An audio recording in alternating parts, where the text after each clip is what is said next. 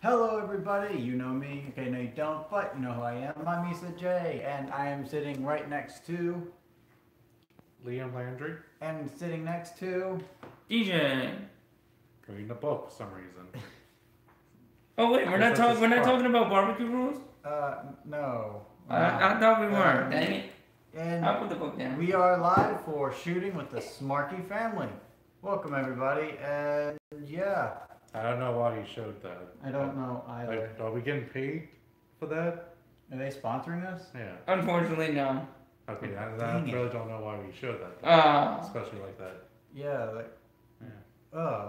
we're not trying to give people more sponsorship if they don't pay us. Yeah, don't Right. read books instead of watching our videos. Exactly. Sorry. Right. So how was your week this week? It was pretty good, I guess. Not that great, but not that bad. So We tried an escape room and couldn't escape. yeah. Escape rooms are fun. What? So that's all you did too? Work. No. Also saw Solo. Oh yeah, Solo was good. Solo. No, Yeah. I don't know if I'd recommend it. It was And, okay. And also, But yesterday I passed my driving test, and now I can get my driver's license. Nice. oh really? Yeah. I didn't know you didn't have a driver's license. Okay. Well, why do you think you always drove? Oh, I thought it was just because you were too lazy. No.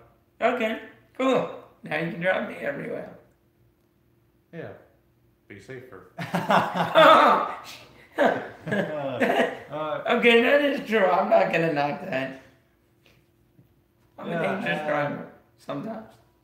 yeah, nothing really big happened with me either that I'm aware of. I don't really remember. Okay. Can be big if you can't Alright, remember.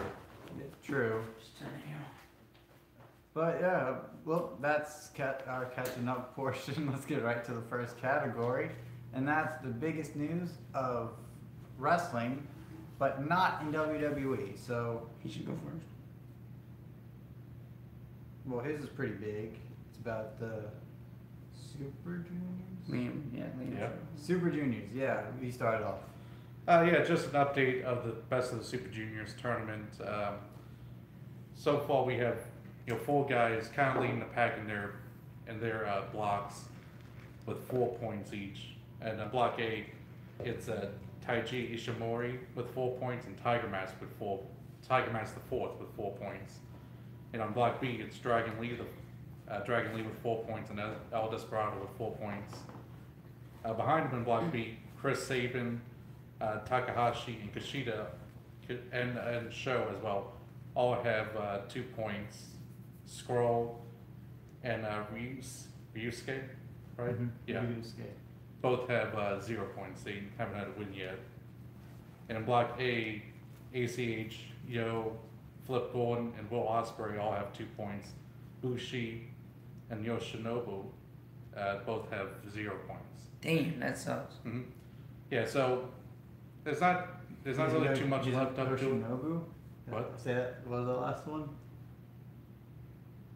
Yeah, Yoshinobu. Yoshinobu. Apparently, DJ's a huge fan. I guess so. Wait, was that the one you showed me the video of and he has no points? No. Oh, okay, okay. No, but I actually Thinking think. of Ospreay, the British guy. Oh, okay. Definitely not the guy with the real Japanese name. Oh, okay. Yeah, Ospreay. You guys win. won So the can the final. people Yeah, with yeah. 0 points come back? Yeah, as was going into it, it's gonna be ending about June the 3rd, I think, is gonna be the end of So the they blocks. still got them. Okay. And the max points you can get is 14. So there's still 10 points left kind of on Okay. the board for people to get into. So So nobody's out. no one's out just yet.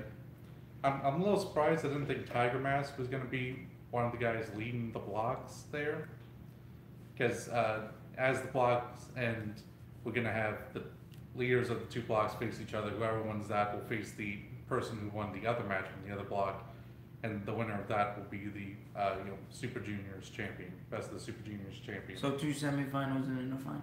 Yeah, basically. Awesome. Okay. So Dragon Lee, El Desperado, makes sense for leading block B. And also Taiji also makes sense, but Tiger Mask kind of surprised because he's more of an older guy coming into there. So surprised they still can't give him that much.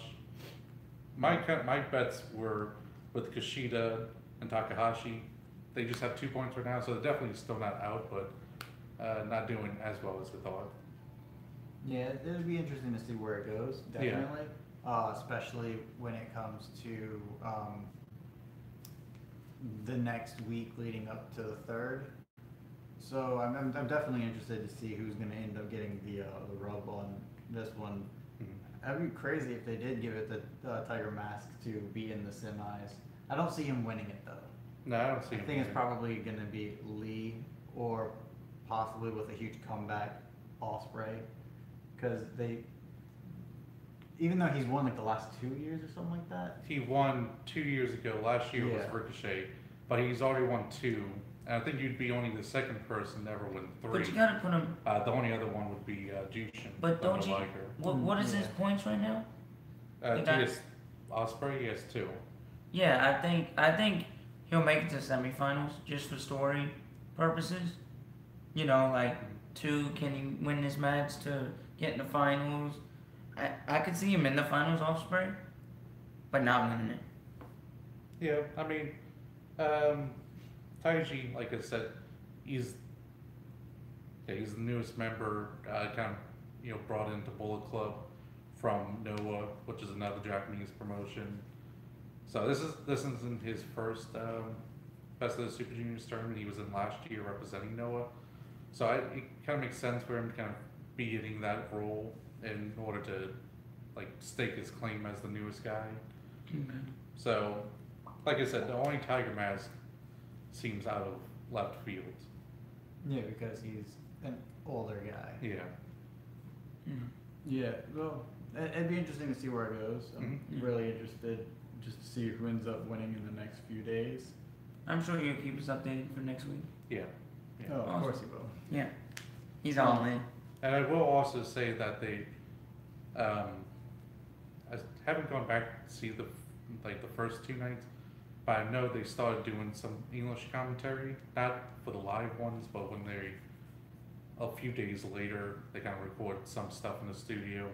Only one announcers, but for those who may want more of an English announcer, just to understand how things are working and going on, Yeah. Yeah, and then for mine, it's Starcade is happening the weekend before All In happens, and one of the biggest names that was surprisingly announced for Starcade was CM Punk. He will be at the little convention thing going on before the massive pay-per-view. The news of this isn't that. This past Monday, tickets went on sale for his meet and greet. And if you thought 30 minutes was crazy for a sellout, 30 seconds. His ticket sold out in 30 seconds. So, yeah, that's really big news because obviously CM Punk is still highly regarded in the wrestling community, especially Chicago, where he's from. So it's definitely the all in, and the amount of revenue that all these guys are making is just something that could potentially finally rival WWE, so that way we can actually start getting better content, because I will get to the content they're giving, at least me, in a bit later on. But yeah, it's pretty crazy. What did you think when you heard about the news of 30 seconds? Yeah, in fact, if I remember correctly, it was about 200 tickets first off, 130 seconds, and then they added an extra 100 tickets that also sold out, and then they got to the point where they announced that he will stay later just to do meet and greets with whoever can show up. But that was like constricted to time, so there's that much of demand that they're still with with like 300 tickets, there's still a lot of people still wanting to see him. I think it'd be real good. I think what would really help the All In is if they do eventually get a way to stream it. Mhm. Cody Rhodes been talking about it. He's not sure exactly. You know, he does. They have the plans to try to put it out there so people can watch it, but they don't have anything concrete yet. So I think that would definitely be a thing helpful. I've seen that they had some articles on like ESPN.com getting out there, and that's the biggest thing, is that this can hopefully get enough attention that people will start turning more to the indie leagues, and when they do that, they'll make indie wrestling more viable for wrestlers, and really for big names, it's become that. I think Cody Rhodes has said that he's made more in 1 year on the independent circuit than he made like his last year at WWE. So Yeah. But the only reason he's made that much is because he was in WWE for so long and people know him from WWE. I wouldn't think he'd make that. It would take him longer to make it. There's other guys too that say that they made more than what WWE would have paid them, especially going to NXT. I think Joey Ryan said that he would take a pay cut if he took an NXT contract. So did the Young Bucks.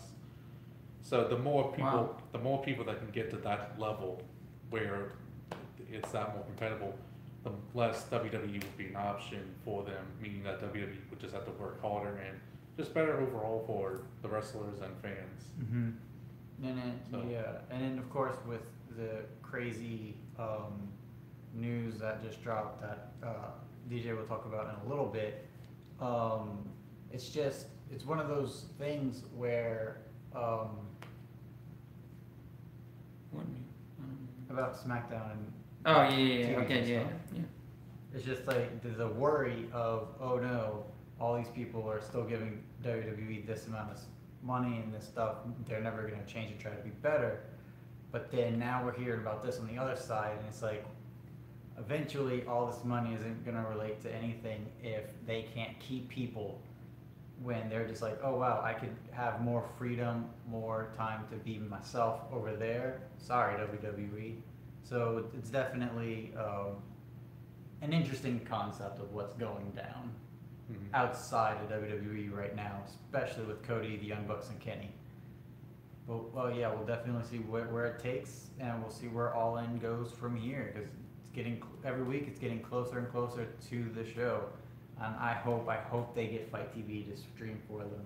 I feel like I think they'll be able to get Fight TV. I think they can. I mean, either that or work with ROH for their streaming service, or New Mhm. Japan for their streaming service. At least one of them. Yeah, I mean, They have since, the- they since have the Cody and the connections. Young Bucks work for both companies. Yeah, they definitely have the connections. Yeah, and also I'll add to the fact that CM Punk is with the Pro Wrestling Tees book. Okay. So the ProWrestlingTees.com, it's their booth that he's working with All to right. do that. Cool. Mhm. Any last thoughts on that or no? No, because mine's basically the same thing.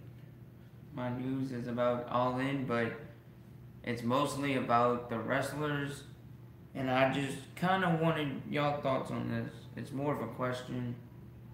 I know we had that segment down at the end, towards the end, but my thing is, these are wrestlers that they have already. They got, podcast personalities: CM Punk, Jeff Jarrett, Eric Bischoff, Bruce Pickard, Macaulay Culkin, Rey Mysterio. Macaulay Culkin. That's the name out of nowhere. You know what I mean. I love him. Penta El Zero, Ray Phoenix, Tessa Blanchard, and many others. But doesn't his name end up sounding like a Japanese racing game? I don't know. Yeah.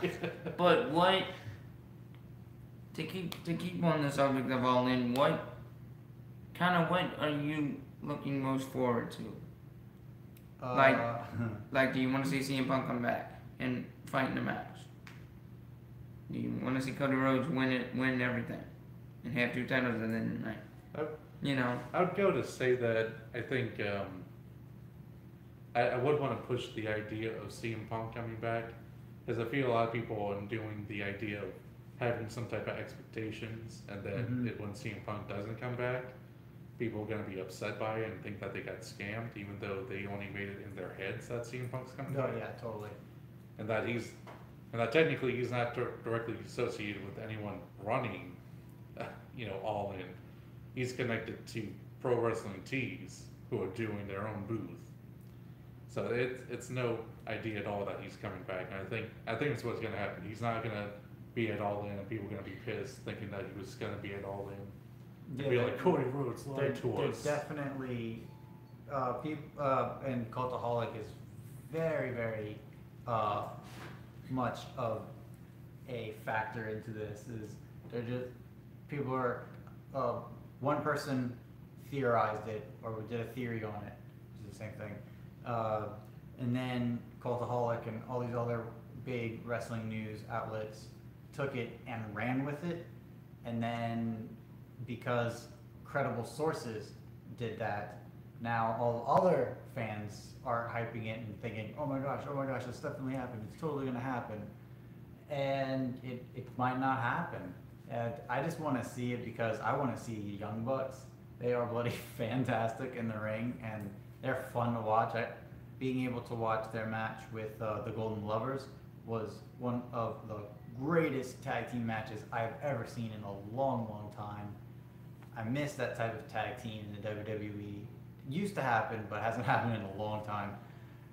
But yeah, that's basically what I'm looking most forward to is Young Bucks match, and just to see how successful this endeavor truly is. Because if it is as successful as in show quality, actual attendance, and star power, even outside of CM Punk, it's definitely going to warrant a All In 2 or another indie 10,000 seat venue show again, and it's just going to keep growing. We start to like a yearly Indie Mania, basically. Exactly. Yeah. So I'm looking forward to the show as a whole, but match-wise, anything with the Young Bucks. Yeah, I'm really looking forward to Omega and Okada, whatever their matches are. Yeah, that's going to be awesome. I'm not saying that they're together, but they're both scheduled to be on there in 2 different matches. Okay, cool. So that was always be exciting to see, and yeah, but to that, that's kind of where it gets separated from, people reporting news on things and people who do some news but also do a lot of gossip. Yeah. Since that's what gets them so much clicks, that's kind of what they have to do with a lot of those websites. Nothing against them personally. It's what the job description is, but yeah, totally. yeah. So what about you? What do you think? Since this is your news piece, Wait, what? what do you think? Since You this looking- is your news Oh, piece? yeah. Well, I am looking forward to see wrestlers that I don't see very often. Yeah, would it be nice to see CM Punk back? Yeah, but like Liam said, I'm not gonna have that expectation. But it'll be a good match. I mean, a good card. I think they have some good wrestlers lined up. If they all get their schedules worked out and everything, it should be a really nice card. I think if CM Punk does come back though, he's not gonna be in a one-on-one match. I think it will be like a tag match, just because he hasn't wrestled in forever. So, but He may not have wrestled, but he is still in training. Oh, right.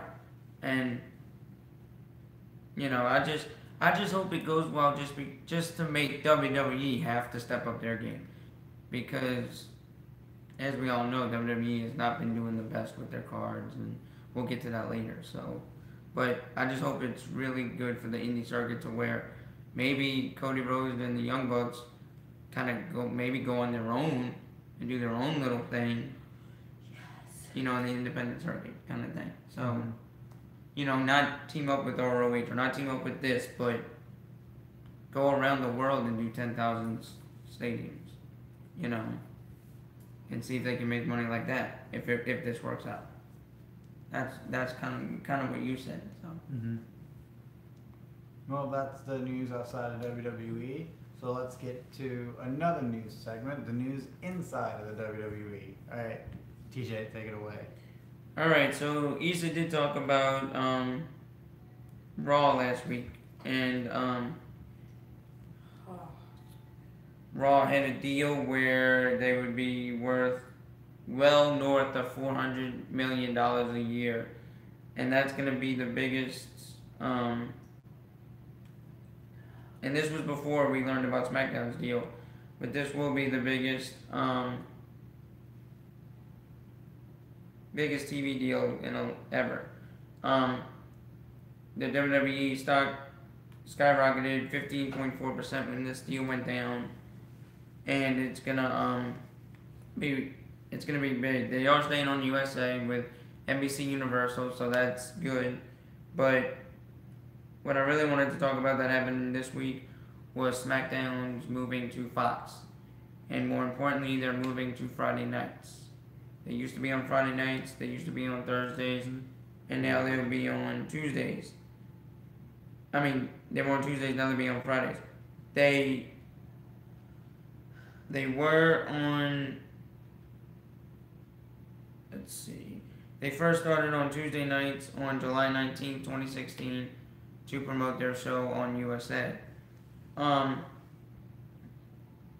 deal is, I heard Mark Henry say on XM Radio and Busted Open that he's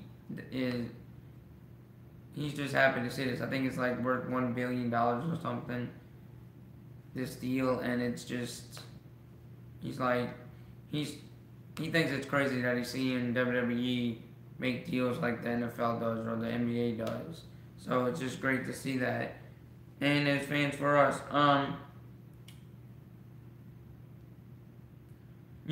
shows like Last Man Standing, The Cool Kids, and Hell's Kitchen that are all on Fox now would have to find new alternate routes because that's all from 8 to 10. So that could mean that SmackDown could be going from 8 to 10 instead of 7 to 9. So we'll just have to wait and see what that goes down. We got till September of 2019 until this actually starts. So they will be getting, it's worth more than $1 billion, and they will be making $205 million annually, which is, in my estimation, a lot of money. yeah. I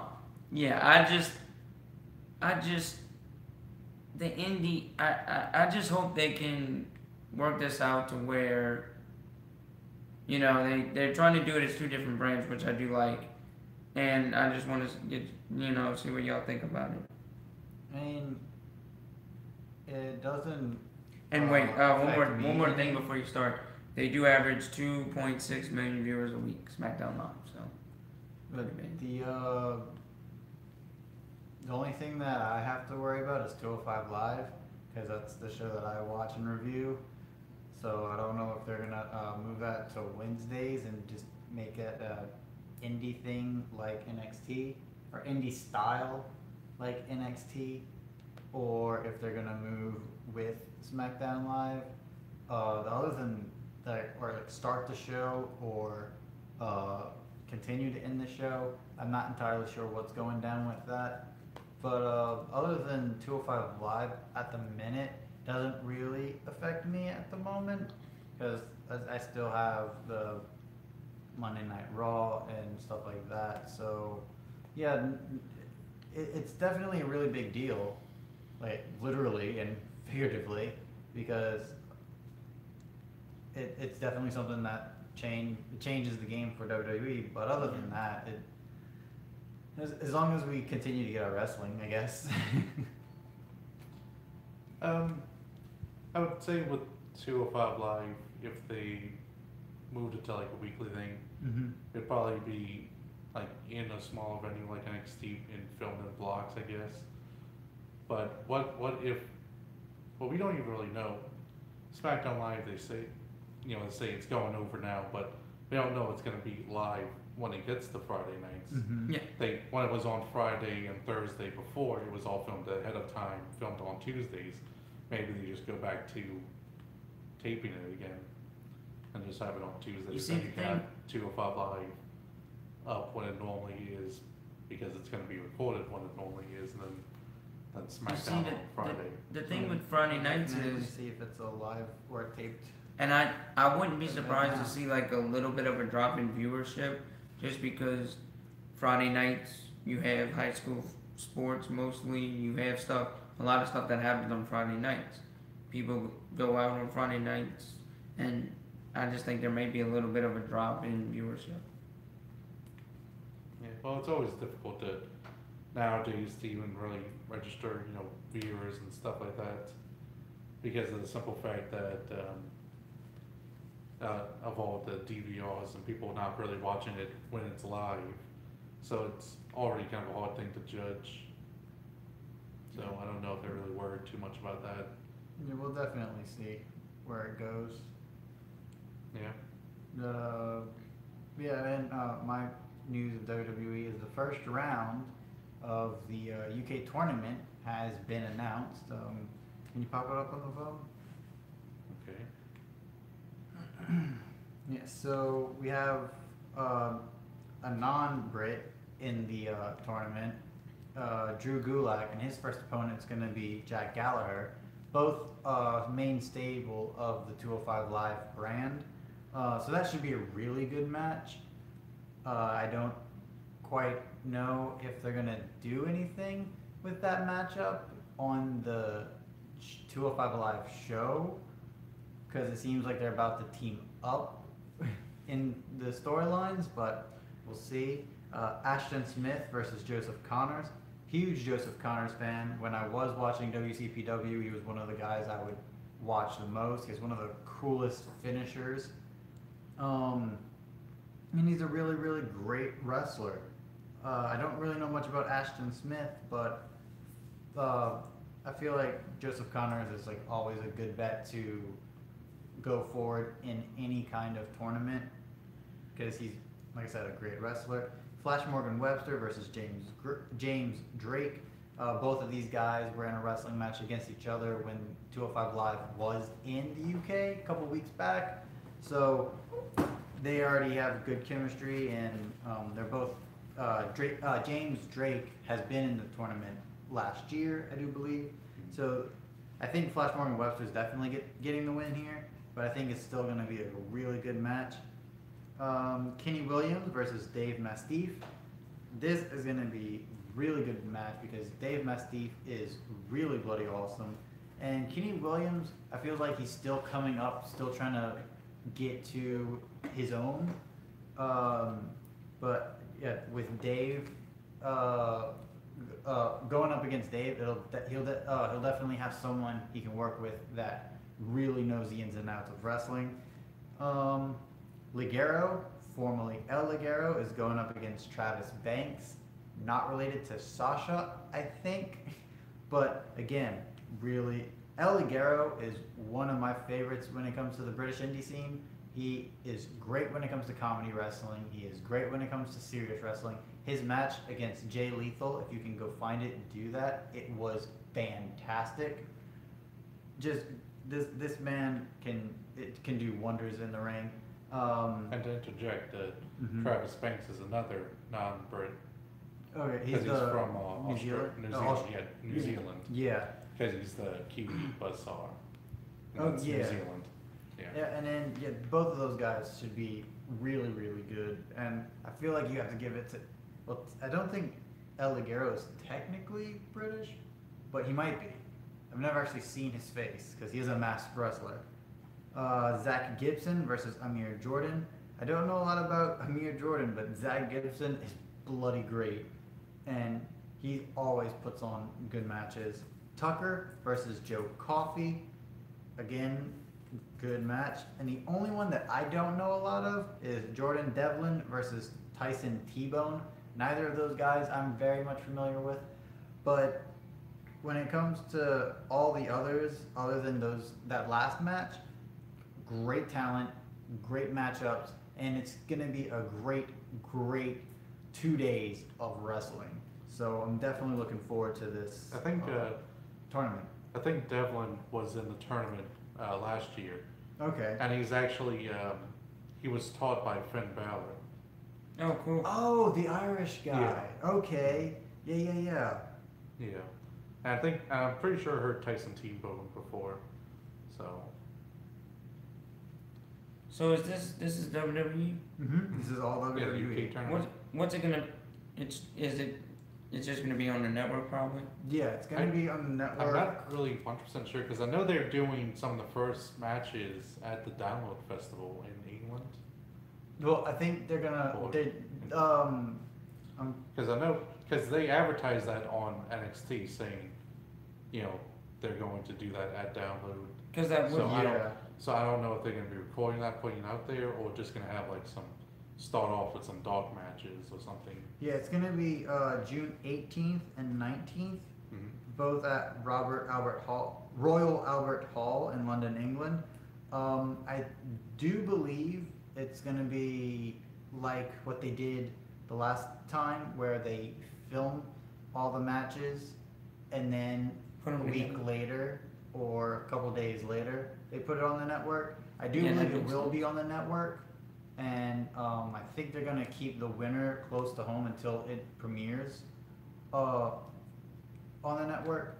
But it's definitely something I'm looking forward to watching, especially with all the talent that they do have. And of course, the winner of the tournament does go on to face Pete Dunne for his UK Championship.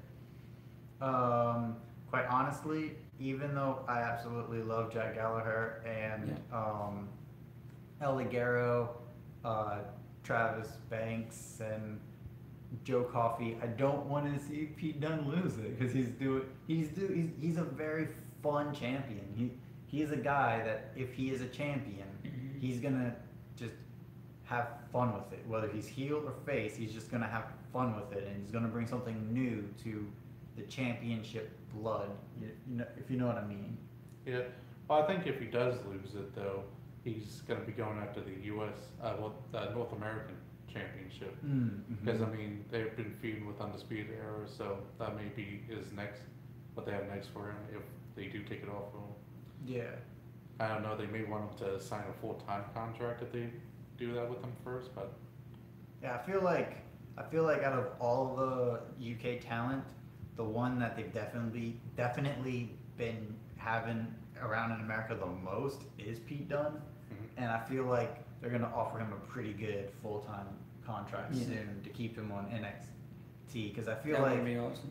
he's one of the guys who not only the North American champion, but I can also see him being like an actual tag team champion, because he was actually in a tag team championship match not too long ago, and even NXT champion, like the world champion for NXT. So that his ceiling is so high right now, but the UK tournament, if it's possible, we will do live reactions to it. If it is, like I said, if it is possible, that's what we will do. We'll meet up and do live reactions to the whole tournament from start to finish. But yeah, that is definitely something. If we don't do live, we'll definitely do Was It Worth It? But I have a feeling, and it might be a stretch, but I have a feeling it will be worth it. But yeah, what do y'all think about the tournament? Last thoughts? Oh yeah. one other thing I'll say is surprisingly the other person that's been from the British UK tournament that's been on it NXT the most was actually Danny Burch. Yep. Okay. Because he's even on there, at least now, been on there more than Tyler Bates, and he actually has a full-time contract with them. Yeah, no, it should definitely be exciting. One thing I do question is, because they never really explained it, but they have Toni Storm, you know her? Yeah. She was in the Mae Young Classic from Australia.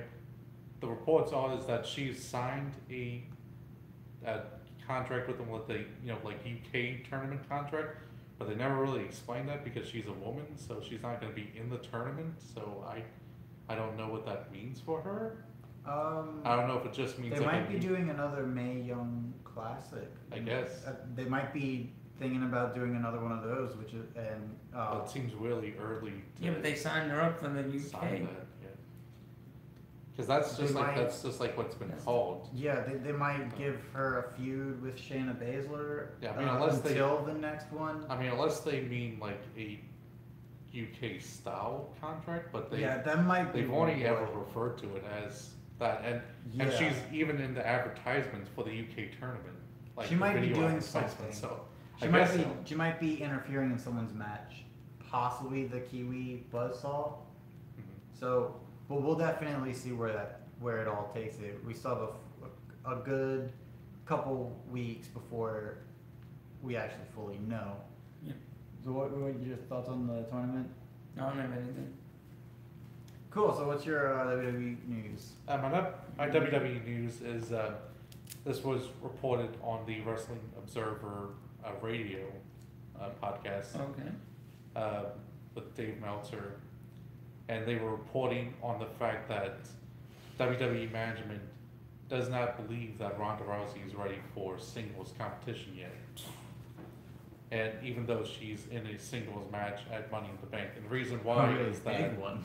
yes, the reason why is that she was originally booked for singles matches on the European tour for WWE, but they switched that out and put her in a tag match. They put her with Natalia, I believe it was, and they put her in tag matches for the rest of the tour because they basically were saying that she's not really ready for one-on-one competition yet. So that's kind of big news that they may have just kind of almost put their foot in their mouth when it comes to the Nia Jax matchup, especially since Nia is not really not to insult her, not the best worker out there. She's not like a big veteran talent that could carry a person to a great match. She's no Mickey Okay. James, and she's Even though you don't like her, she's not even a Natalia, yeah, I know. who's a veteran enough and experienced enough to be able to work with them. Which is why we all kind of figured, well, most people in the community figured that she was going to be feuding with one of them at Mhm. the start, but The thing so that they may gets have really messed up there. the What do thing you that guys gets think? okay, they've messed up. I mean, you got the women's Money in the Bank match already messed up. Now you got this. I mean, what are we doing with the WWE? What are they doing with the WWE women? It's like they don't know what to do with them. And I feel really, I blame I Saudi feel, Arabia for this. I feel really, I feel really bad for WWE women. If you're a woman, I wouldn't want to be a wrestler in WWE. Unless it's NXT. Yeah, but I'd have to find a way to stay on NXT. I would never go onto the main roster. That's just my opinion, but I don't know. I mean, is she gonna have a singles match before Money in the Bank?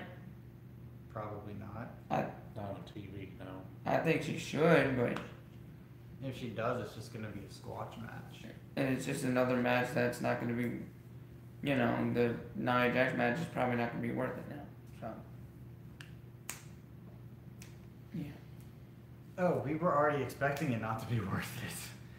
Well, the way they created the match, the contract signing that happened this past Monday, every single bit of this feud, every single way they've booked Ronda thus far has just been a big, yeah, she's not ready. Yeah, she's really not ready.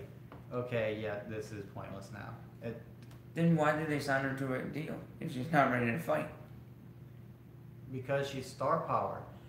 People in MMA know who she is, and they're trying to get that cross promotion going. That's why they have Brock Lesnar as champion. That's why because even though the wrestling fans are not that big on him, the MMA guys are going to tune in to see a wrestler get beat up. Well, Let's face it, that's exactly what this is. Even more important is to say UFC guy, Yeah. because you can look at Bobby Lashley and you can look at a ton of other people who've done Yeah, MMA. Bobby Lashley, what's her name?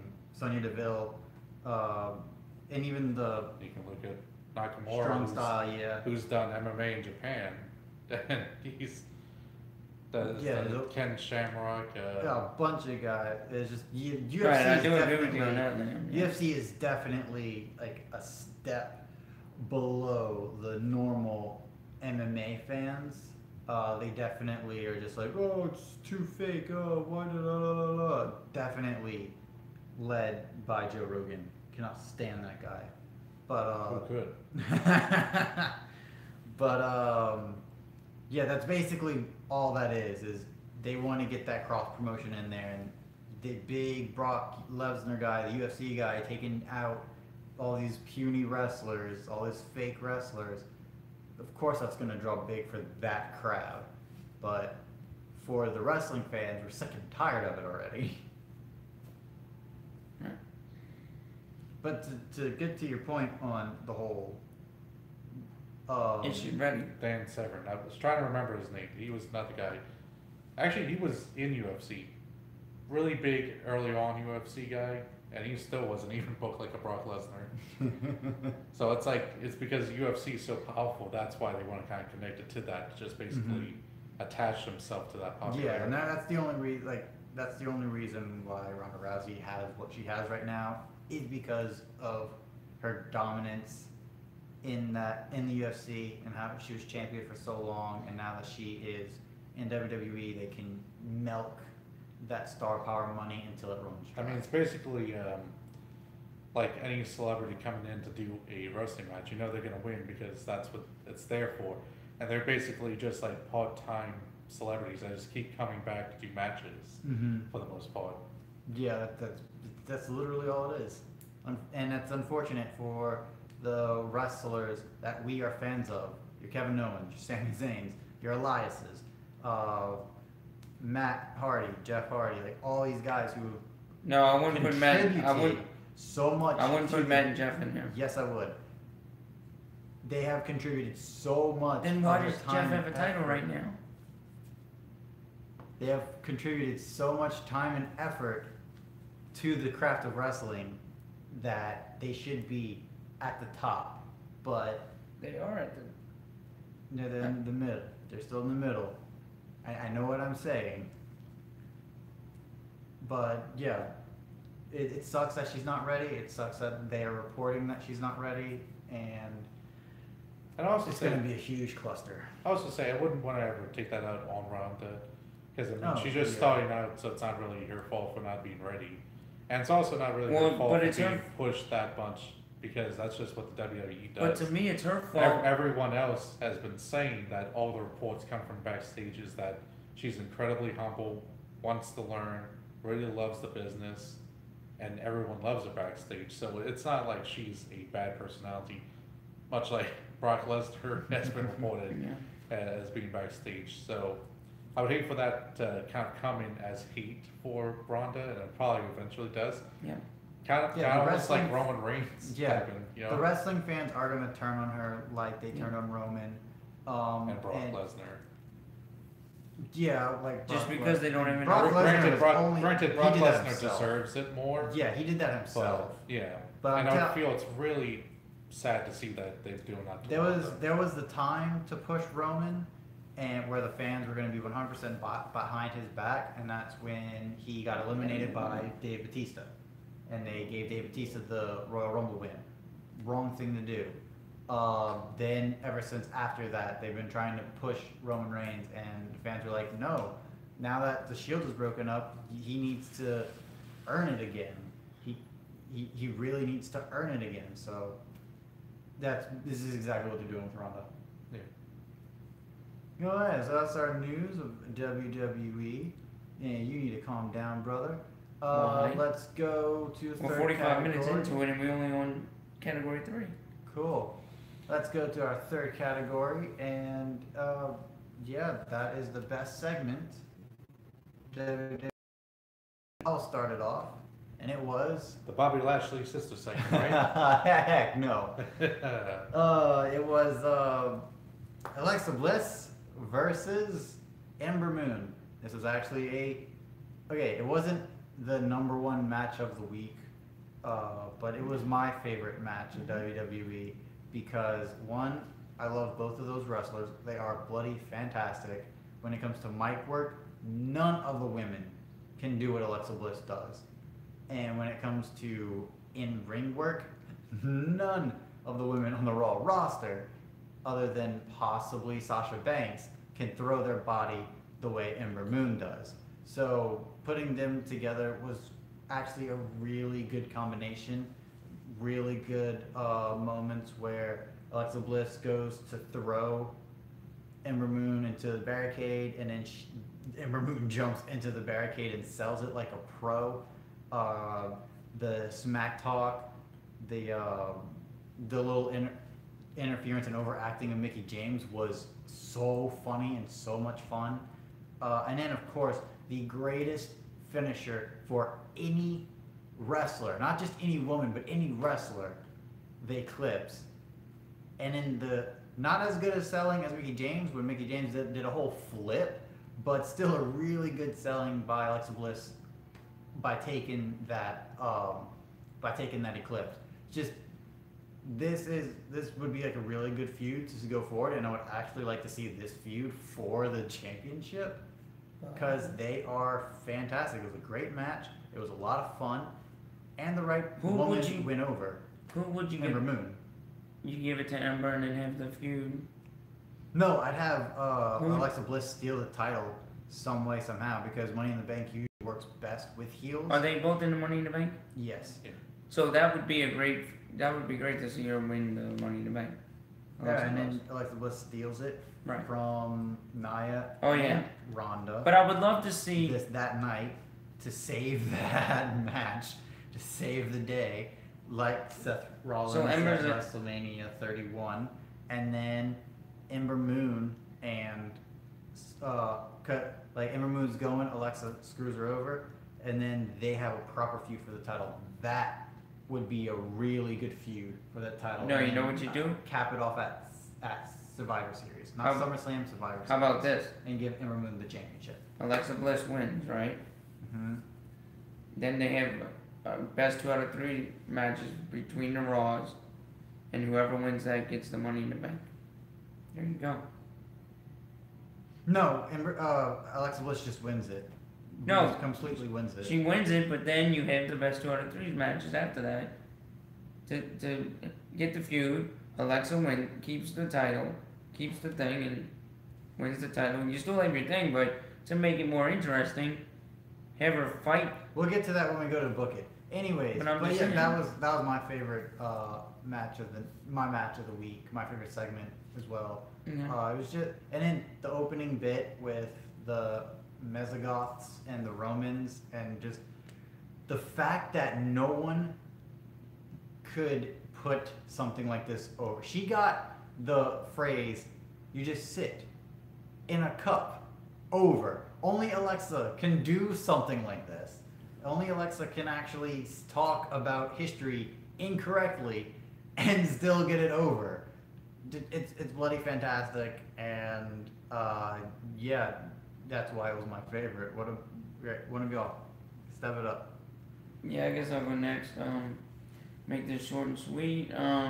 My best segment was actually not the one I told Liam about earlier, but I'll go with the main event of SmackDown. Daniel Bryan versus Jeff Hardy.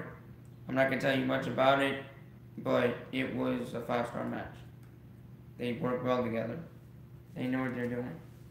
So what that was actually it was a qualifying match to face Samoa Joe next week on SmackDown for the chance to go to Money in the Bank. Daniel Bryan already had 1 chance, lost it, and he got a 2nd chance. So I'm guessing he'll have a 3rd chance when he fights Samoa Joe, which I don't think that will be as much of a match as this was. This was really could have been match of the year. Yeah, I saw a little bit of this match, not all of it, but what I did see, it was a lot of fun. Oh yeah, really cool. Daniel Bryan is class, and now that he's back, we get to have all these matches we never even dreamed about. Him versus Samoa, him versus and they're actually Hardy, good. Him versus AJ Styles, him versus Nakamura, him versus Rusev, and so it's a lot of fun. It's a lot of fun to see what they're going to be able to do with Daniel Bryan, and hopefully sometime in the future we get him on Raw, so that way I can enjoy his matches a lot more and review them. Well, I mean, you know, you can't move him to Raw. You have to have that feud with The Miz eventually. Well, no, after the Miz feud. Yeah, when they do that sometime down the road in the future. I think they're 5 years saving from it. now. No, I think they're saving it for WrestleMania if they're smart. But it's WWE. Anyways, Yep. I didn't really see the match, but it should have been a good one. And the one versus Samoa Joe next week should be a good one too. I hope so. I hope Sure they they- don't screw it up. I mean, I'm sure they had some classics back in ROH together. Yeah. Anyways, I'm interested to see if it's actually going to be like a clean finish for Samoa, or if Big Cass is going to screw Daniel Bryan over again. I don't know. We'll find out. well, it's the feud that needs to be continued, you know. It's the feud everybody wants. Yeah. The feud, the match that you guys completely forgot about on your "Was It Worth It" video. That was funny. That's why we did the video. The match was that bad that we forgot about it. Let's be real. I was watching the tape. I was watching the tape of that "Was It Worth It" Backlash, and even I forgot about that match. So No, it's forgotten about when it's accidental. It's blocked out when it's on purpose. So it was blocked out. All Backlash is really blocked out now. I don't remember anything. all I about remember that is first Seth. match. Yeah, Seth Rollins Miz. It's the only thing I really remember. So I'll go into my segment. Mm-hmm. And my segment is the final segment from NXT this past week. Another good finishing segment. Yeah, Nice. 2 weeks Yeah. in a row. Keep it up, NXT. this was a segment between Gargano, Ciampa, and Candice LeRae. So this was just a really great segment, continuing their feud together. Johnny was coming in with the neck brace on with Candice, and he was being interviewed before going out there and saying that he has to make an announcement that he didn't really feel like he wanted to make. He didn't like, but he had to make it and everything. And he went out there, and it was starting to look like he was doing a retirement speech and everything. But then the crowd kind of whipped him into a frenzy, and he tore off his neck brace, called out Ciampa. Ciampa came out, and Candice, the whole time, she's upset with him because, she doesn't want him to get hurt and thinking about the future, so she's trying to talk him out of it. And when Ciampa actually does come out, she goes to the back, gets a bunch of referees that try to separate them. It doesn't end up working though, because Gargano tries to tag Ciampa. Ciampa pushes him down, and Ciampa's in the ring. Gargano's out of the ring. Candice is right behind him, and some refs there. So Gargano basically jumps up there, gets pushed off by Ciampa, hitting Candice, knocking her onto the metal ramp, laying her out. And this was wonderfully sold by everyone involved in there. Gargano is completely upset. Ciampa is even taken aback by it. He doesn't continue attacking or mocking or anything. He's just kind of shocked face, walking away to the back. So it's plays off very well. And the guy who sells it the most is definitely the NXT super fan. There's just one guy who's this NXT fan, always there. Love him so much, of how much he gets into. That's Like great. both, when they're out of the ring and the ref's trying to take him apart and Candice is trying to hold him back. He's like, "Don't listen to her. Don't listen to your wife. Get him." And then after that, he gets knocked out. You see him right behind Gargano, and he's just going. And it's every week you see him, and he's just so into what's happening, and every single match. Great. I love him so much. He's just beat red because he's just that emotional into everything. That is great. It's the best fan. He definitely sounds like he adds something to the show. Yes. Yes, I just wish he gets incorporated like Bailey Superfan did. Hey, who knows? Maybe one day. it'll happen. Ciampa just takes a headband off of his head and makes him cry. But it's a wonderful segment, selling the importance of everything. It's very well thought out, very well acted, and just leads to more attention to the best feud going in WWE, if not one of the best feuds in wrestling right now. Yeah, the only things that I can think that can like put a candle to it is like Cody Rhodes and Kenny Omega. That feud is really good. Yeah. And others right now, even though we haven't seen it portrayed out yet, Miz and Daniel Bryan, just the anticipation for it. Yeah. And a really good one, a really good feud going on right now. The B Team and Woken Universe. That feud is just, it's about to get to its next level. The undefeated B Team, just, oh man. They should have a match in Money in the Bank. They should have a match. But we're just waiting for Takeover Chicago and getting ready to take in that 8-star classic that's going to be. Oh man, it should be a really good match. It should be a really good match. Apparently it was reported that it was supposed to be a last man standing match, but they gave that match to AJ and Shinsuke, so it's going to be a street fight. No, they changed it. Okay. They changed it, yeah. That would have been so funny if they kept it as a pillow fight. That would have been great. And then it would have been great. Nakamura was just there like with a pillow. Like maybe they could still do this. And like AJ's just like, oh, pillow, and he just like wallops him, and like he pulls out the pillow like a metal horseshoe. or like a steel, or it's like obviously a steel chair in a pillow thing, or a brick, or just something, and then it's just like hit him with the pillow, pull it out. It's one of those metal genitalia that you hang onto your truck. You see those? Oh man. But it plays into the storyline. So. I wasn't listening. But yeah, that goes into the that's the end of our favorite segments of this week. So let's talk negatives. Yeah, let's get into the negatives. Let's air out some much E-I-G-H-T-H. E-I-G-H-T-H. Yes. So let's air out our dirty laundry. Let's get this horrible feelings out of our chest. I will definitely love to go first here. Okay.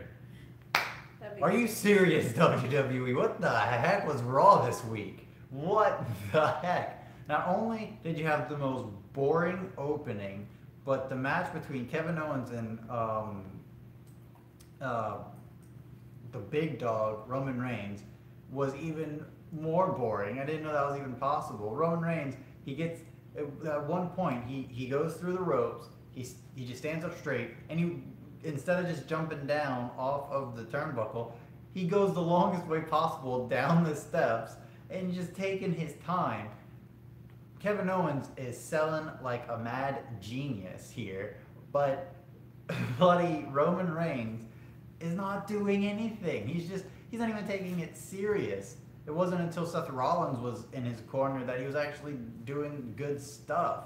It was so upsetting. And then the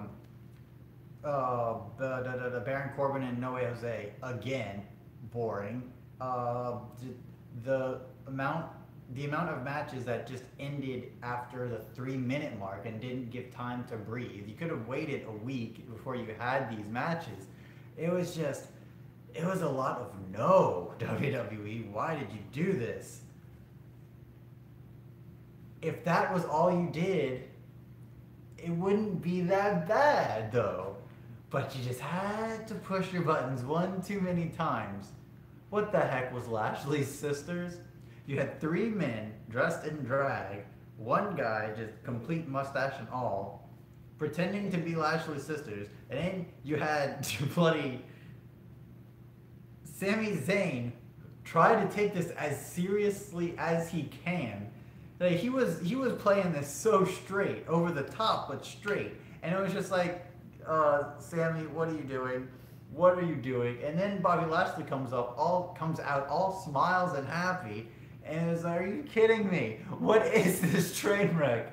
My eyes hurt. I think they're bleeding. You wanted a comedy. And then- You wanted a comedy. This wasn't comedy. This was horrendous. And then he's there and he goes, "Thank you, Sammy." And then Sammy is still taking this seriously. He's like, "Your sisters right here are so mad at you. You were mean to them. They were horrible. And they're just trying to let the world know the real Bobby Lashley." Is like, "Sammy, this is men in drag. These are not his sisters. What are you doing?" And, oh my gosh, from start to finish, it was just a big middle finger to all of the fans.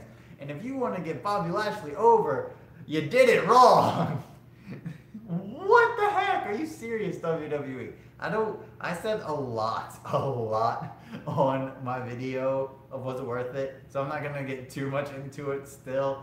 But oh Got into my it pretty good. gosh, what the heck was this? What the heck was this? And screw you, you're up, bro. Oh my gosh. Can I So not- yeah, I just want to rant about Stephanie McMahon, and this has been a growing problem. You know, not just from what happened last week, but overall, the real problem with her is not her heel work or mic work. She does well with that. It's the fact that she doesn't understand the point of a heel is to lose to the face, and that's kind of the big thing. And one big thing is that she is a woman, so when she goes out and does the heelish things to guys, especially face guys, what are they supposed to do?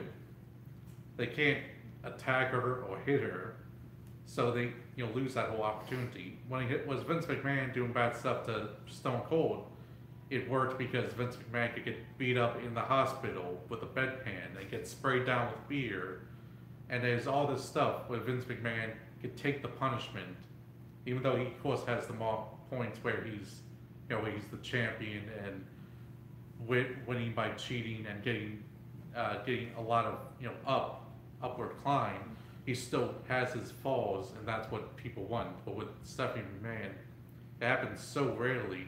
People don't get their chance to get the heat back. She doesn't even really let them get back on the mic. I think it was a time where it was the angle where what was it, Goldust getting fired, and Dusty Rhodes was down there when he was still alive, and they were having like a promo, and Stephanie McMahon was talking, and Dusty interrupts her, ups her, and basically upstaged her on the mic, and apparently the rumors were that she was incredibly upset by that, and it's like, so she's not even gonna let people get over her on the mic.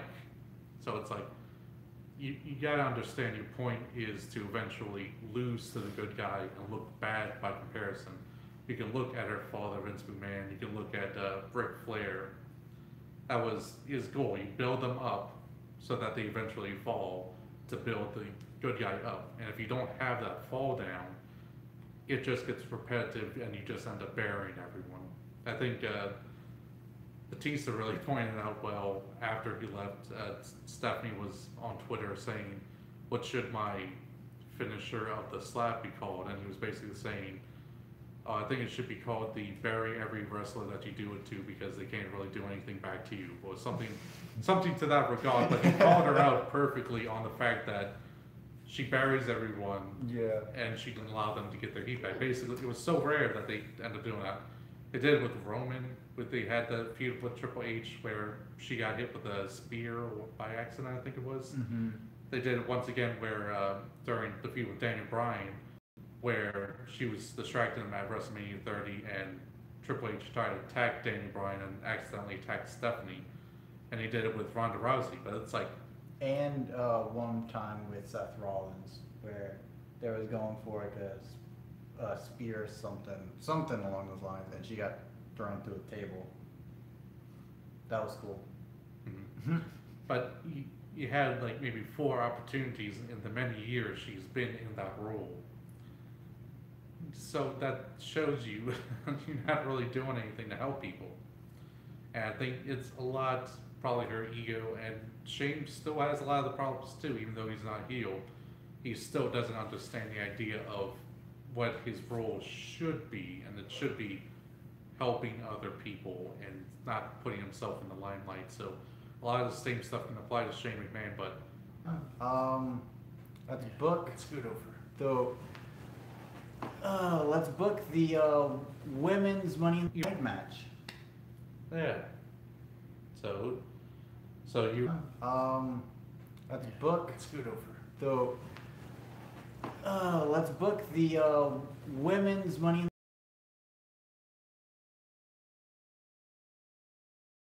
You were already kind of talking earlier about Alexa Bliss. Yeah, even though I think it's gonna go to Charlotte or Becky, I pray it does not go to Naomi. That would be the worst. Anyways, I think possibly if both briefcases are gonna be on one show, it's gonna be on Raw. And my booking would definitely be Ember Moon looks like the new up and comer. She looks like she's about to get the win, but then as a retaliation for 2 times now, Alexa Bliss is able to pull her off and screw her out of the briefcase. Alexa Bliss goes up and she tries to get it, but she just can't because she's too short. So she pushes that ladder. She gets an even bigger ladder, and she goes up and wins the Money in the Bank briefcase. That night when Ronda and Nia Jax are doing their thing, you just hear da-da, da-da, da-da, da-da, da-da, da-da, she cashes in 1, 2, 3. Well, you mean she goes in, cashes in, the ref stares at her for 30 seconds because he doesn't know what's going on, and then she wins 1, 2, 3. No, it's not going to be like Carmella's win.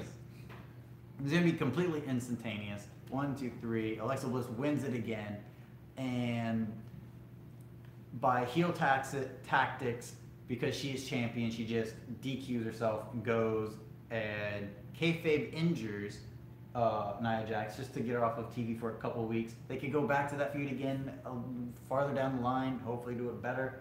Who knows? But one, it keeps the fans away from Ronda Rousey being champion too soon when she's still very green in the ring, and everyone backstage is reporting her not being able to carry the women's division on her back. Two, it keeps Nia Jax from having the title because she's not doing anything. And with Alexa Bliss screwing over Ember Moon, that gives Ember Moon all the motivation in the world to go after that title. And Ember Moon versus Alexa Bliss in an actual feud, giving Ember the win at the Survivor Series, would just be one of the greatest women's feuds we've seen since Mickie James and Trish Stratus, or Lita and Trish, or Melina and Mickie James. Just something that just gives you that, wow, that was a feud.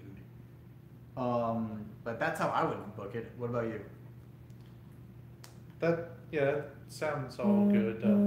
What's all the women in the match? I know Alexa, Charlotte. Yeah, right now Naomi. on the SmackDown side, it is Naomi, Charlotte Flair, Becky Lynch, and Lana. And on the Raw side, it is Alexa Bliss, Ember Moon, and Natalya. One more to come out to be named this week in the last chance qualifying gauntlet match. But I'm thinking it's either going to be Ruby Riott or Sasha Banks, because I don't see anyone else getting it. Also, Alexa is the only heel right now in the match because they technically turned Lana face against her match with Billie Kay.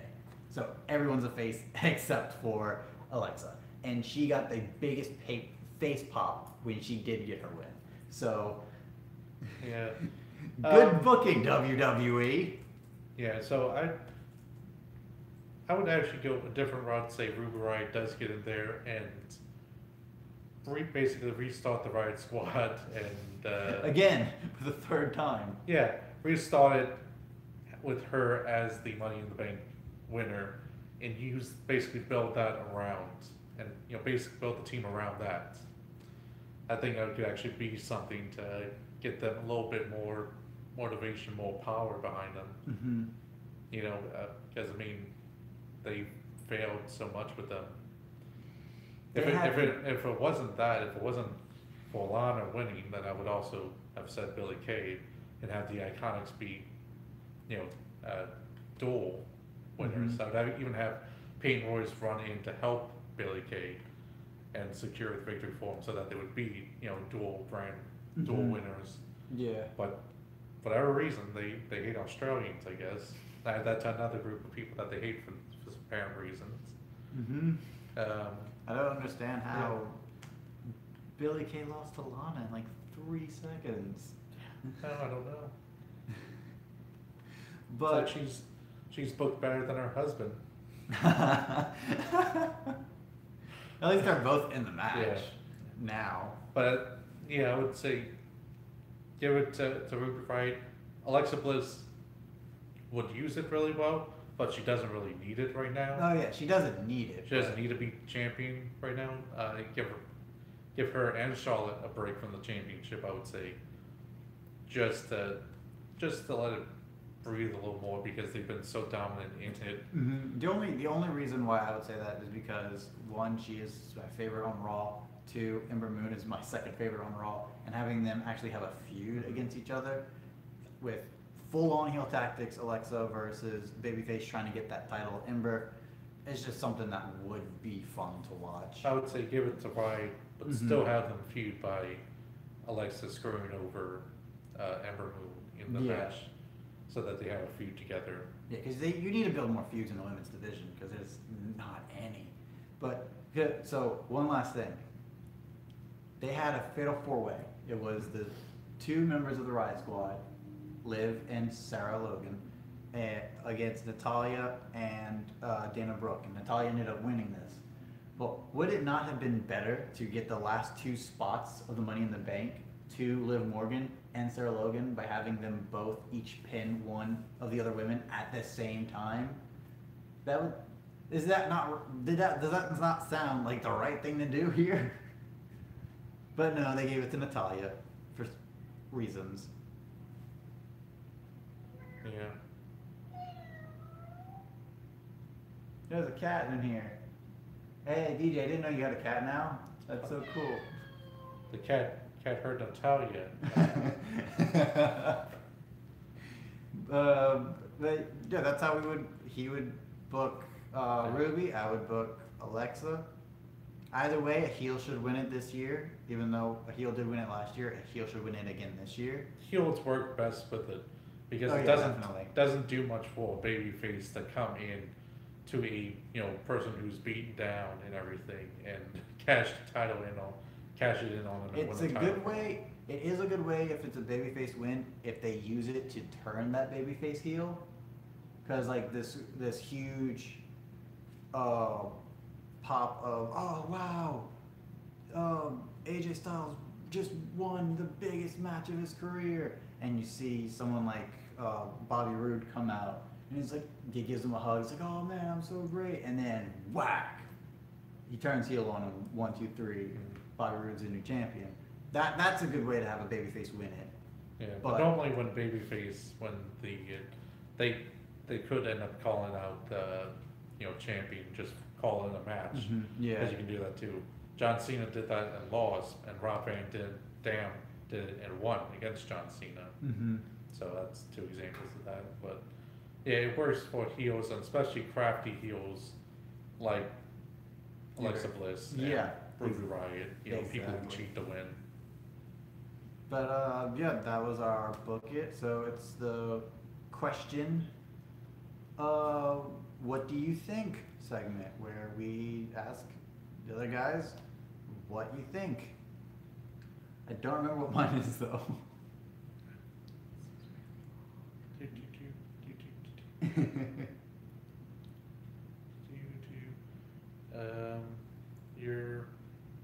The poor reception of Raw this week. Oh yeah. So what did you think about the poor reception of Raw this week? Because holy crud, it was poor.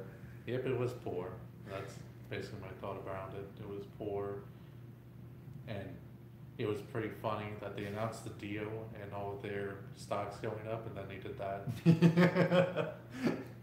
I know, right? Mhm. It's like, oh, look at this deal, look at all this money, look at all this and that. Here's Raw on here. It sucks. Did you have any thoughts on it? No? Okay. Cool. So what is your question? What was my question? Okay, my question is, what do you think of the Gargano Ciampa feud? I don't know what you know about it, but I do. I know enough about it because I have watched their match, and I did get the. I haven't been there from the beginning, unfortunately, but I do know quite a bit, and I do try to keep up with it, especially through your videos. Was it worth it in NXT, which will be uploaded tonight. But yeah, it was definitely. It's definitely, like you said earlier, the best feud in WWE right now, and that is a shame. Shinsuke and AJ had the opportunity, but they just squandered it, like main roster loves to do. But what these guys are doing in NXT and what the wrestlers are doing, just their acting ability, their in-ring work, the amount of intensity that they are giving these things. The fact that their first match in the feud proper got a 5-star rating. Their first match was at the Cruiserweight Classic, and it was fantastic. And then the callbacks to that match in the unsanctioned match was just so great. And then now the street fight is just going to be something even better in the Smarky crowd of Chicago. It is going to be not the loudest match that these guys have quite possibly had. If you thought New Orleans was going to be a really loud crowd, unfortunately, we have nothing against Chicago because these guys can cheer like none other. So I'm definitely looking forward to it. And so help me God, if I hear people chanting CM Punk. Oh, they won't be. They might, but I don't think they will. I hope they don't. Don't save that for the sucking matches on Money in the Bank, please. Don't ruin this. Don't ruin this match. It's gonna be great. Because the New Orleans crowd was so very into it that they really helped things out. Especially remember the "You Deserve It" chant and how much that really helped the match, and all the people being so against Ciampa. I love that they did that when Ciampa gets power bombed onto the concrete. Oh, it looked so sick, and everyone's "You deserve it." It's like yes. Mm-hmm. So, and Chicago is going to have a good year of wrestling. Oh yeah. Oh yes. Even as good as that would be, might not even be the best match Chicago is going to get. Yeah. All in. All In is gonna have so many great stuff. And Yes. oh man. Yeah, but that. Do you have any questions for us? No. Yeah. Okay. Okay. So our final quick bit, the mailbag extravaganza, where people have asked me questions over the week, and I present them to us all to answer for you guys. Yeah. But the first question is, who, other than Roman Reigns, that is a face, should turn heel? Well, obvious one is Bobby Roode. Shouldn't have really been brought up as a face to begin with. So. And it's literally only because of his theme song. WWE is like, oh wow, this is a great theme song. People are gonna sing to it and love it. He's a face. No, he's not. Yes, he is. No, but he's not. Yes, he is. Dang it. Yeah, I think one of the faces that should definitely. A lot of people say Apollo Crews. If not heel, he still definitely needs an edge to him. Because that's the real bad thing with him. He's great. He's a great wrestler, great athlete. He's just when he just comes out there too smiling, too happy. It just doesn't really connect. He needs more of an edge. Yeah, but same with Lashley as well. I was just about to say that. I was about to say that Lashley should go to. Actually, Lashley should go hang out with Titus O'Neil, Apollo Crews, and Dana Brooke. Be a part of Titus Worldwide and get them all to turn heel. because they all need an edge. And Titus O'Neil, he based still the have the he Titus based the World heel slide. he based the heel turn on the slide, and he comes out there and he's just like, "Y'all making fun of me so much. Yeah. I'm not gonna be your punching bag." And then that gives a good way to turn Dana heel again, 'cause she's much better as a heel. Apollo Crews to be the heel who's reluctant to be heel, and then have Bobby Lashley come in and being the smiley heel. It's like, yeah, I love being a heel. I love beating people up. Yeah. Come at me, bro. They would be a really good heel faction. Yeah. 3 wrestlers. Yeah, definitely arc into New Day when they first came up. Yeah, but a different edge to them. Whereas New Day was more flash and show. These guys are more, we're the big guys, we're just gonna beat you down. And have the eventual face turn again for Apollo to be like, I don't want to be heel anymore, this is wrong. And then Lashley and Titus O'Neil just taking him out and be like, oh, really? Well, you're gonna regret that decision. Like they have so much storyline they can do here, And and they're squandering I it. think they can really do well because early on Titus Worldwide he was trying to recruit Akira Tozawa, wasn't Yeah. it? Mhm. It'd be a really great thing for a heel Akira come in, a heel on SmackDown come in, and it will literally be a Titus Worldwide, and it'll be on a faction across the board, across the brands. Mhm. Even bring someone from NXT in there, and have them literally be able to go everywhere and be literally worldwide. I think maybe that could be a good thing. But yeah, he definitely Yeah, needs at least some type of edge because the crowd's not really connecting to that. I mean, never really since even the 80s and especially the 90s, people don't really connect to, the Boy Scout, smiling babyface type character in any medium, really. Yeah, there's only one person. No, there's only 2 people right now who can actually. No, 3. There's only 3 people right now who can actually do it. AJ Styles, Daniel Bryan, Finn Balor. And your mom. They're the only ones. And really, I would rather see Finn Balor go heel too. Oh yeah, we all Team would. up with the Balor Club and actually go full heel on that.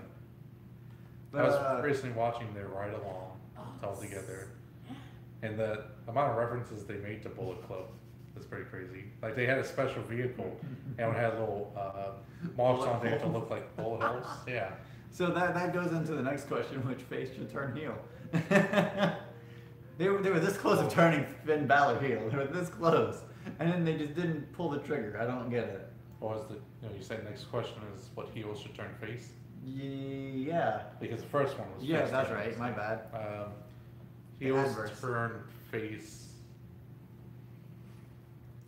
I have one. Mhm. It's Kevin Owens, and here's why. He's doing a lot of great stuff on the mic, and he's Good great stuff. as a heel. Great.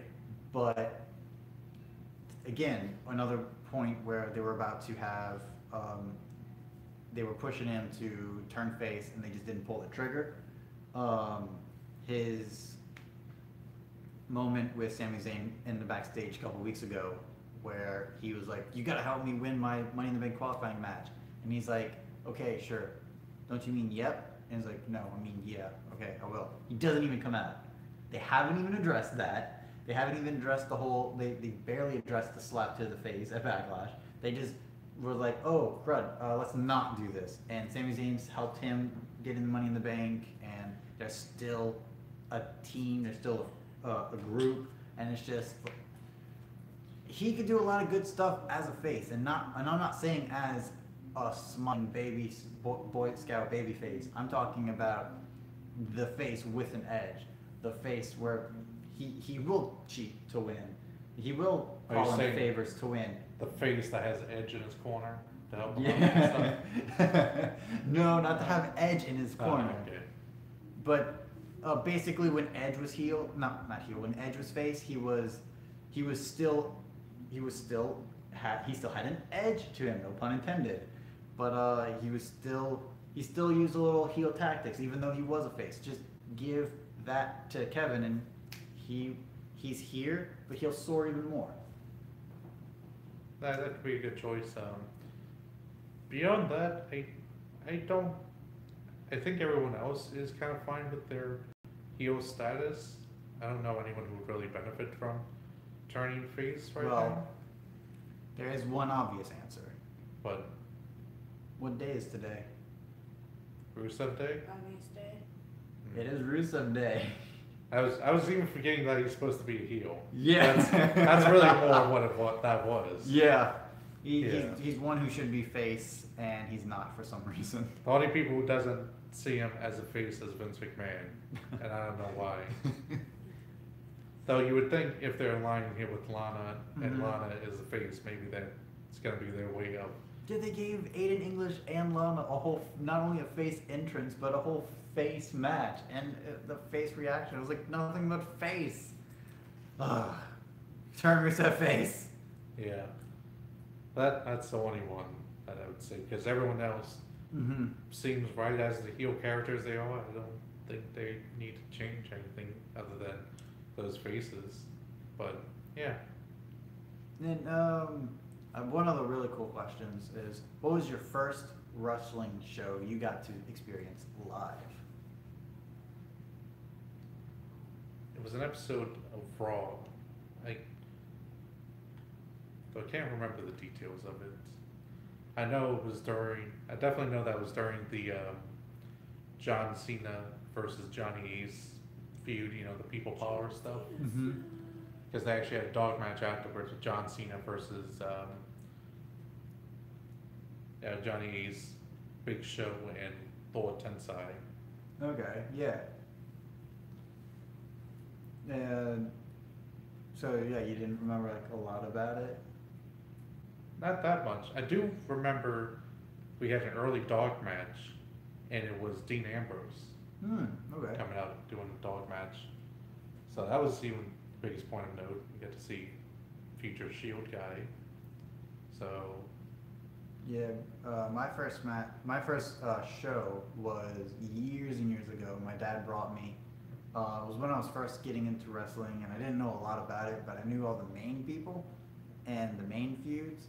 I'm just like 12, 13 years old at the time. It was a week after my birthday, or a week before my birthday, and it was the taping for SmackDown that did air that Friday. So you know it was long because it was still Friday at UPN, and I got to see some of my favorite wrestlers just there. JBL comes out and he's in his feud with Undertaker, and you hear the gong, and you see Undertaker just, the lights go out, and then when they come back up, he's in the ring and he's attacking JBL. That was really awesome. I got to see Eddie Guerrero before he died in ring competition. Chris Benoit before he went completely mental. Rey Mysterio. Just so many cool people that I looked up to when I first started watching wrestling, and I got to see live. It was one of the best experiences that I had as a child when it comes to my early wrestling fandom, and now from then to now, just to see some of those guys still there and some of those guys still wrestling, it just blows my mind. But also, just having that experience with my dad was cool too. It was definitely a fun moment for me in my young childhood years. And then yeah, the last question is definitely I had it. What is oh yeah, the men's Money in the Bank. Who should win it? Miz? You think Miz? Yeah. I think Samoa Joe. I like I've been saying, I think it's gonna go to someone I think it's gonna go to Braun Strowman. But if a Raw woman does get the win for the Money in the Bank, I want to see Samoa Joe get it, because he's not going to be as crafty as The Miz would be with it. He's just going to come out one day, just bash someone over the head and be like, I'm winning this today. 1, 2, 3. I told you. That would be so cool. That would give a little flavor to the Money in the Bank because we haven't really seen like a powerhouse do that before. But yeah, Miz absolutely deserves it. Okay, well, I guess that's our show for the day. Yeah. That's our show for today. Thank you guys so much for watching. Be sure to give us a thumbs up of those sexy, sexy likes. And the unsexy ones. And don't forget to share to all your friends. And your enemies. If you like what we do, please subscribe to the channel so that way you are a part of the Smarky family, and then hit the notification bells to notify you when not only our videos go up, but when we go live for our podcast every Sunday. And Yeah, Sunday, 1 p.m. Central, for at least 1.5 hours. and our pay-per-views, we will be going live June 10th for Money in the Bank. Looking forward to that one in a way. I just hope it's not a train wreck like Backlash was. Oh boy, that was rough to get through. But it should be good because 2 ladder matches, one for the men, one for the women. It should be, at least those matches will be entertaining. And yeah, and a couple of new shows are still in the works. One with Francesca as the star. Oh, be on the lookout for that. Anything to plug, my good friend? You just follow me on Twitter at Liam_SWA. And follow me on Twitter at IsaJ_STP. And yeah, that was the show. Thank you guys again, and until next time, it will be awesome.